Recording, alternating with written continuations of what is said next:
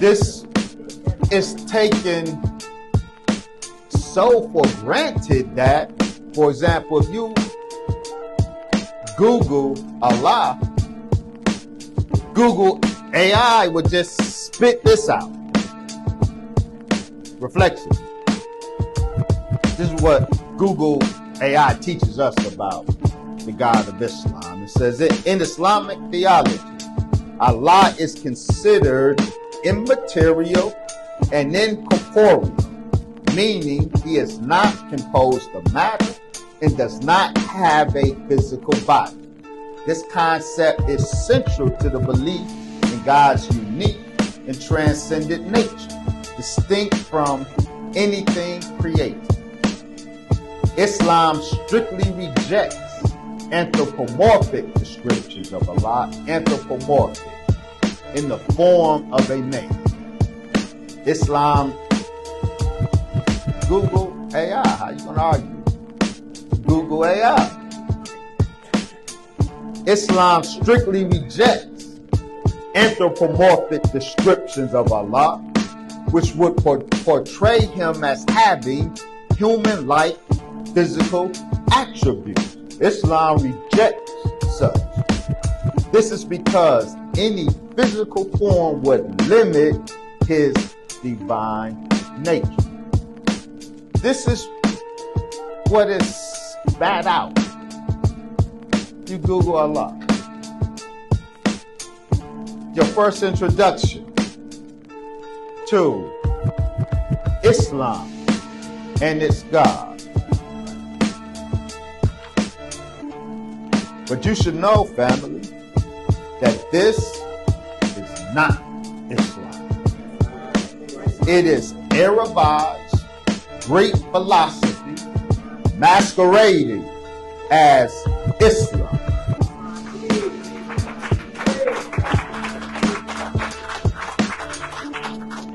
To my Orthodox Muslim family, with due respect, your prophet is not Prophet Muhammad ibn Abdullah, because you don't worship the God of Prophet Muhammad. Your true prophets are the Greek philosophers, Xenophanes and Aristotle and Plato, because you worship the God that they hammered out over the centuries. The Prophet Muhammad said 3 generations after him will no longer be of him. Following the 3rd generation after the Prophet Muhammad's death, Muslims began to have mental and spiritual intercourse with both Greek tradition and Persian Sasanian tradition. These Muslims traded the God of the prophets for the God of the philosophers. We, the Nation of Islam, are right now successfully engaging in the process of impeaching this common understanding of the God of Islam and shifting the paradigm. Allow me to bring to the witness stand Dr. Nikolai Sayana, a German scholar of Quranic studies. He is a professor of Islamic studies at the University of Oxford, as well as a fellow of Pembroke College in the British Academy. Why do I bring Dr. Sayana to the witness stand? Because in 2023, Princeton University published his book, Key Terms of the Quran, a critical dictionary. This book, from this renowned scholar of the Quran and Islamic studies, has become in the academy a textbook of sorts. But there's controversy associated with Dr. Sinai's book. The reason for the controversy, even though his work is established and it's textbook now in the field, but there's controversy. Many were taken aback and aghast, even both Muslim scholars and Western scholars together were taken aback by his entry of Allah in this critical dictionary. He didn't get his definition from Google AI. There's controversy around his book and his description of Allah in the Quran because he broke ranks with the historic tradition of Islamic studies from both Muslim scholars and the West.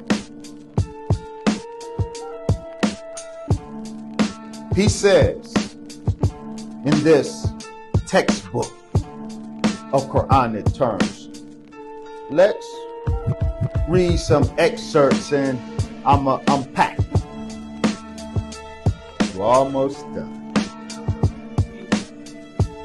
Dr. Sinai says,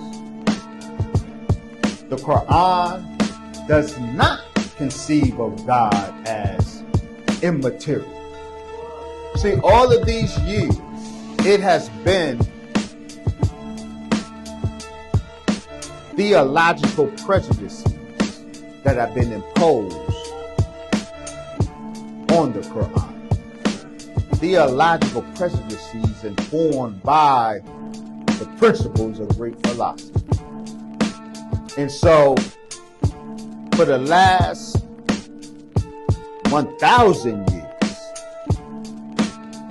many of us, because the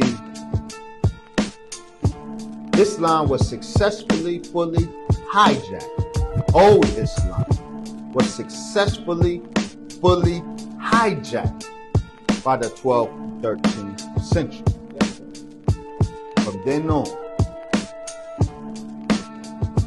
it was non-Arabs who were the leading readers and interpreters of the Quran. And they gave us how we should read this book. And we have come up in this tradition and have taken these readings for granted. Never interrogated them. The West has followed the Muslim tradition in this regard. This is why it's Google AI. Google AI didn't go confer with no sheikh or imam to get this definition, but Google AI agrees with the average sheikh or imam had they consulted one. But Western tradition of Islamic studies, for the most part, in the last 70 years has followed suit and has propagated the same presuppositions about Islam in this book in particular. So here comes Dr. Sinai, who's breaking ranks with that tradition. He's re-examined the text itself without being beholden to the interpretive grid that has been used to interpret it up to this point. And this is the conclusions that he came to. There are a number of reasons why I think it's important to lift Dr. Sinai's words to us today. Remember, I said we, the Nation of Islam, are right now successfully engaging in the shifting of the paradigm. Dr. Sinai says, The Quran does not conceive of God as immaterial. The Quran recurrently ascribes to God a face, hands, and eyes. Although some of the relevant formulations are clearly idiomatic, metaphorical, they cannot be reduced to mere metaphor. Rather, they serve to articulate essential aspects of divine personhood. The Quranic tendency to stress God's singular grandeur and to set him apart from all other beings and from the cosmos at large, this finds its most explicit expression in the statement of Quran 42:11, Laysa kamithlihi shay'. There is nothing like him, nothing like God. This is the key verse that Sunni Muslims would nudge us in the Nation of Islam as proof that we are in error. We are guilty of shirk when we say Allah is a man, because the Quran clearly says, Laysa kamithlihi shay'un. There is none like him. But they tell us that this clearly proves that God is not a man. Okay. Together with the assertion that the eyes do not attain him, but he attains the eyes, Quran 6:103. Dr. Sinai says these two verses seemingly absolutely exclude any similarity between God and other things. And this can only or can easily invite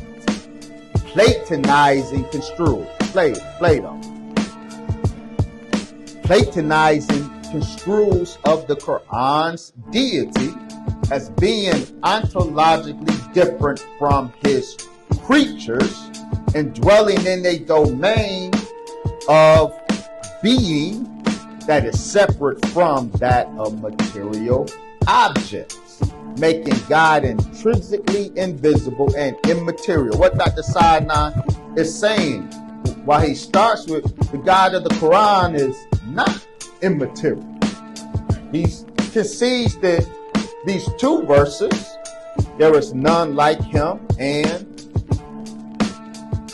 the eyes don't attain to him, God, that these two verses seem to, he said, invite a philosophic reading of the God of Islam. These two readings seem to invite the thought that the God of the Quran is ontologically distinct from his creatures, that he dwells in a domain of being that is separate from material objects, and therefore these two verses seemingly suggest that God is intrinsically invisible and immaterial. However, he says, from an inner Quranic perspective, it is unwarranted to understand God as immaterial and invisible. The Quran has no vocabulary to articulate a Platonic bifurcation of reality into two spheres. Plato separated the ideal from the material, the spiritual from the material, that these were totally not just separate, but incompatible with each other. That's Plato's reality.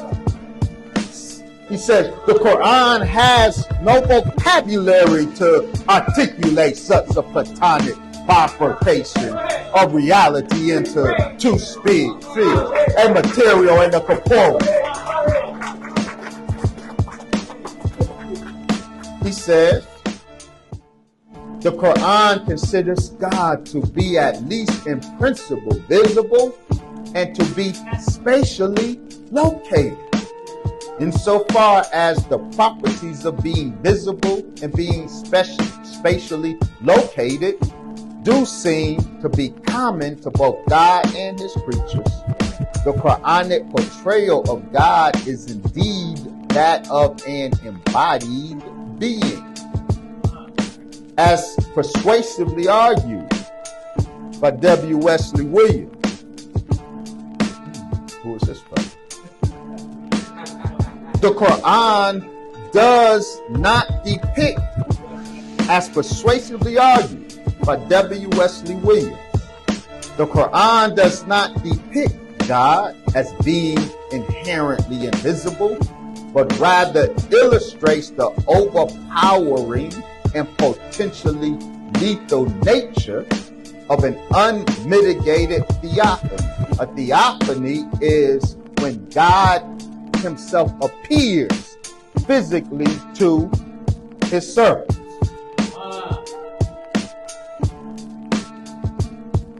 This W. Wesley Williams fella persuasively showed that in the scriptures, it is not that God is invisible, it's that if God appears to his mortal creatures in his full glory, they could die. It's his luminous fiery glory. It's dangerous for fallible humanity. So he just don't manifest himself to the people. He didn't for 6,000 years, lest he would kill them. That's what is being said here. The Quran, Dr. Sinai says, visualizes its embodied deity. The God of this book is embodied. The Quran visualizes its embodied deity as luminous. God is light, the Quran says. As luminous, a notion that has a long, ancient Near Eastern, including biblical pedigree. And then Dr. Sinai quotes again Williams, 2008, page 8990. Williams, 2009, page 38 to 39. That's the source he cited for his conclusion. Apart from hinting at God's luminosity, the Quran portrays God as humanoid. The Quranic God, therefore, is not merely a body, but also, at least in some sense, an anthropomorphic body.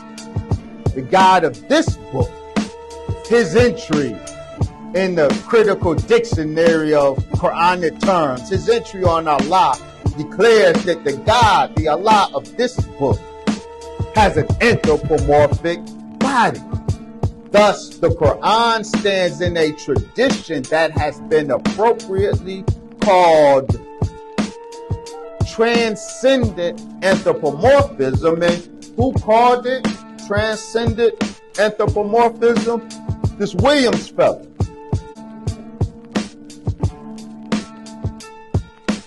The entry on Allah in Dr. Sinai's book is around 10 pages long.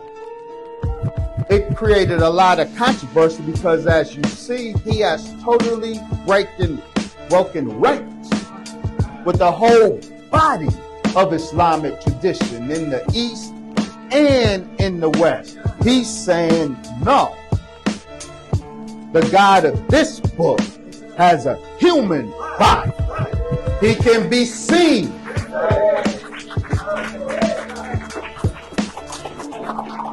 But what I must highlight is that throughout his controversial and game-changing entry on Islam, he cites a primary source throughout his entry as the basis upon which he reached his conclusion. His most commonly cited source is this W. Wesley Williams figure. Well, what's the source? So you go to his bibliography of his text, and there he is, W. Wesley Williams, Kajali Rock Rupya, 2008, W. Wesley Williams, 2009 article from Journal of American Oriental Society. He's quoting my dissertation.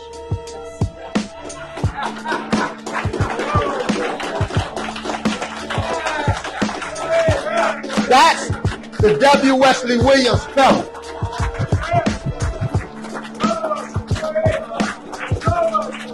That was the leading source in helping Dr. Sinai reach his game-changing conclusion. I spent my academic career quoting the scholars. Now the scholars are quoting me. All praise belongs to Allah, who came in the person of Master God Muhammad.